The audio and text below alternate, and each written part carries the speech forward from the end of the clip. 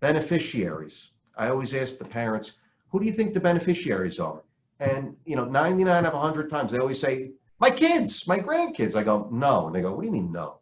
I go, they're not the beneficiaries. They go, what do you mean? I want to make this trust. I want to make my kids, my grandkids, the beneficiaries. They go, no. I go, you are.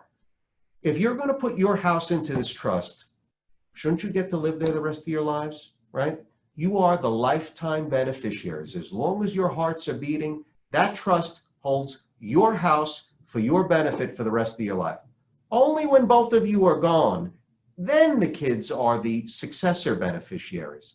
And they go, oh, all right, I get it. And then they go, well, what's this irrevocable part?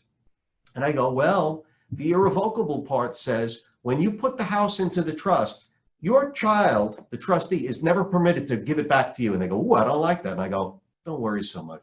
They go, what do you mean, don't worry? That's my house. What do you mean, don't worry? I go, don't worry. I go, remember, you are the lifetime beneficiary. And they go, oh, yeah. And I go, and they go, well, wait a minute. What if we want to sell a house? I go, all right, well, tell your son, the trustee, the trust owns it. The trust will sell the house. The trust will get the proceeds. And then the trust will purchase your new smaller home because you're downsizing. And they go, ah. And they go, well, what if my son doesn't listen to us anymore? What if my son doesn't want, listens to his wife, my daughter-in-law, and not us anymore? I go, all right, well, you can replace a trustee that's misbehaving if they're not listening to you. They go, really? I thought this was irrevocable. I go, it is. But you can change your trustee if you'd like. By the way, if your son is really aggravating you, you can change the successor beneficiaries to exclude him.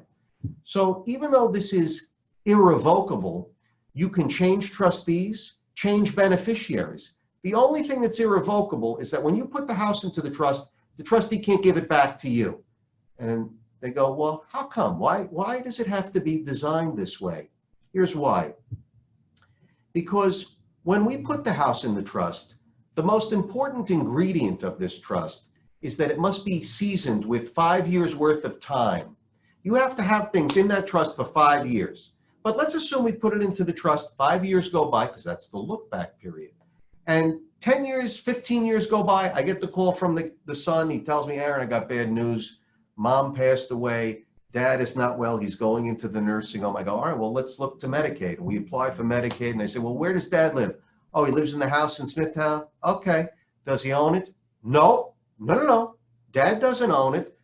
Dad put it in the trust 15 years ago. The next question that Medicaid effectively asks is, can the trustee give it back to Dad, like in a revocable trust? If the answer were yes, this is where Medicaid gets to put that lien on the house. If, however, when Medicaid asks, can you give it back to Dad? They go, no, it's irrevocable. I'm not allowed to give it back to Dad. That's what keeps it safe. So certain assets like the house makes no difference whether mom or dad own it or the trust owns it.